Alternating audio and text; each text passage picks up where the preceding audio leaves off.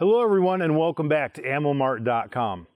In a previous video we talked about briefly the history of the 4570 caliber. During that research made me a huge fan of it, and since I've actually had a chance to kind of get into it and shoot it a little more to prepare for this video, wow am I impressed. For today's video we're going to talk about the incredible stopping power of the 4570 government cartridge. We're going to change things up a bit from our normal ballistic gelatin testing, move back, of course, as you would typically find at a hunting style of distance, and we have undressed gel blocks, still 15% stacked end to end as we normally do, which is 32 inches. Difference being, I actually have some cardboard, very, very heavy gauge cardboard for shipping ammo, backed by a steel gong or a steel plate. Hopefully we'll hear some of those gongs as we continue with today's video, but maybe not. I'm really not sure what to expect. This video's intent is to reinforce in people's mind how effective the 4570 caliber is, not only in its raw stopping power, but it's in its versatility based on who makes the round, powder blend, and of course, the projectile type and weight. The ammo I've selected is the Fiocchi 300 grain hollow point flat nose, as well as the Hornady FTX with a ballistic tip 325 grain. We will fire some lead heads through it just to see how much penetration difference there is in those two projectile designs. So I'm really excited to do this demonstration. I think it's going to be a bit entertaining and perhaps a bit eye-opening for people. One of the things to keep in mind is it's never too early to start talking about deer hunting season here in the Midwest. And please, before you go out and hunt, make sure you have the right projectile for your rifle and you have some sense of where the point of impact is going to be based on the range you'll be hunting. So let's get on with the shooting. So here we go. 32 inches of gel block, a foot of fairly compressed dense cardboard, backed by a steel plate.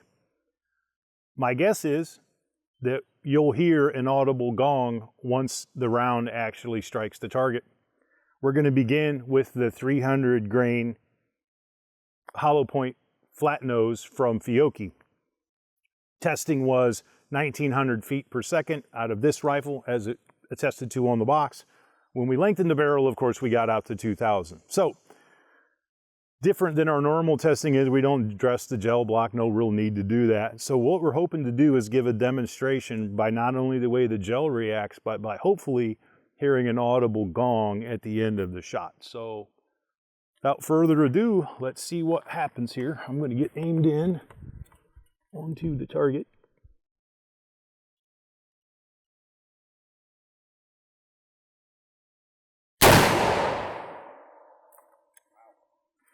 I did not register a gong on that.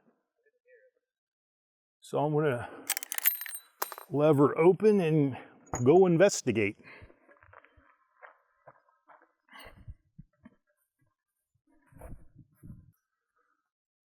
So you can see,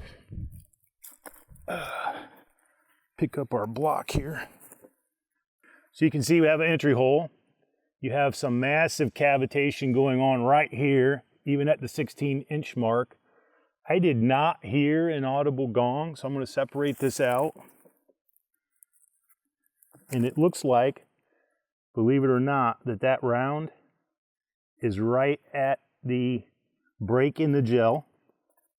So not near the penetration that some people might expected. But holy wow, are you one dead critter. That's an impressive display from Fiocchi. I mean, lights out. So we'll try some Hornady FTX and see how it does. So this will be an interesting test as well, in that it's a FTX round, ballistic tip. Very, very, very well respected bullet for hunting and these types of things. So I'm really curious to see what happens when she strikes the gel block compared to the hollow point flat nose that we just used from Hornady. So here we go.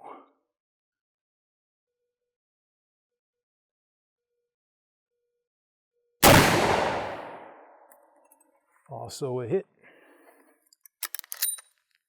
Lever open.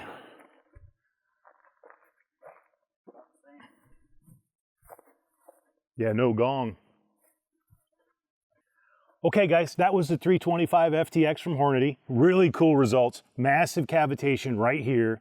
You can see the ballistic tip just in front of that heavy cavitation. And there's also some fragments breaking up here, like, oh boy, of the copper jacket. But oddly enough, we have a complete line. Now she narrows down. And as you can trace this directly in line is a hole in the cardboard. So what I'd like to do is separate these out sort of like a deck of cards and see how far into that it actually penetrated.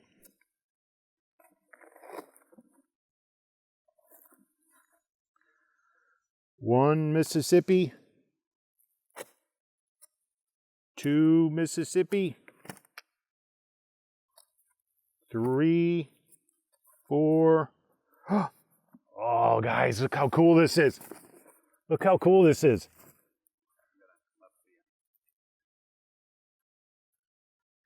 Look at that dude right there. Huh? That is awesome. Much, much, much more penetration than you got from Fiocchi. Not that the Fiocchi wouldn't work, but perhaps if you were going after some more large, dangerous game and punching heavier bones and you need that kind of penetration, wow, what a country. Let me see if I can poke him out while preserving. Yeah, you can kind of see, I'm going to flip this around, okay? Where it deformed the back. See right here. And then all I need to do is just push it through the front. And look at that. That guy's still hot. I'll bring it over to you when it cools down. Because as I've gotten smarter and less tough over the years. Isn't that sexy? That's better than date night. Good Lord. Perfectly deformed mushroom. Say goodnight. So, we got excellent results, both rounds really. The Hornady blew me away.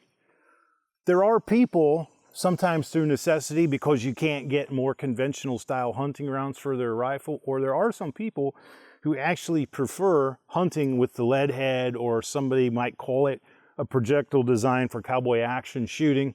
This is a 405 grain lead projectile. This is also 405, different design. This is one from SNS, is a little bit coated.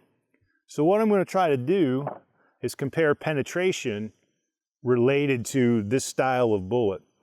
The Hornady penetrated by far the most, probably what, close to 34, 36 inches till it stopped. I've reset everything, so everything's the same.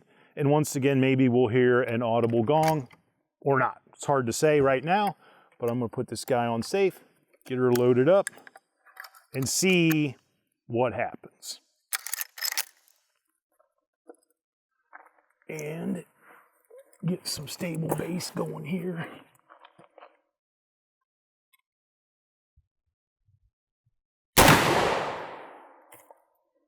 Definitely hit the target. The target camera will note it didn't bounce and fly off the table like it did with a hunting round. Maybe not unexpected after the amount of testing that we've done out here, but I also did not hear an audible gong. Perhaps Matt did. Nope. So it's in there somewhere. Hopefully I didn't blow it over the top. So you can see she kind of traveled in this direction, a little bit left to right. Despite the fact it hit in the center, the forces of nature are actually twisting it slightly to the right. And if you can see my finger right here, that's the hole it made into the cardboard backer. So I'm going to remove the gel, or at least get it out of our way, and see how far into our stack she actually went. It went 4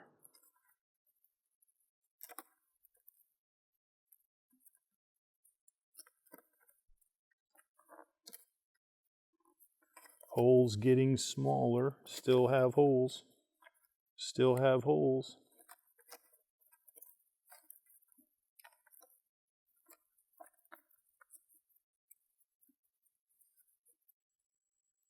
Oh my. So I found the round. It's on the back side of this one. But for just viewing at home, 1, 2, 3, 4, 5, 6, 7, 8, 9, 10, 11, 12.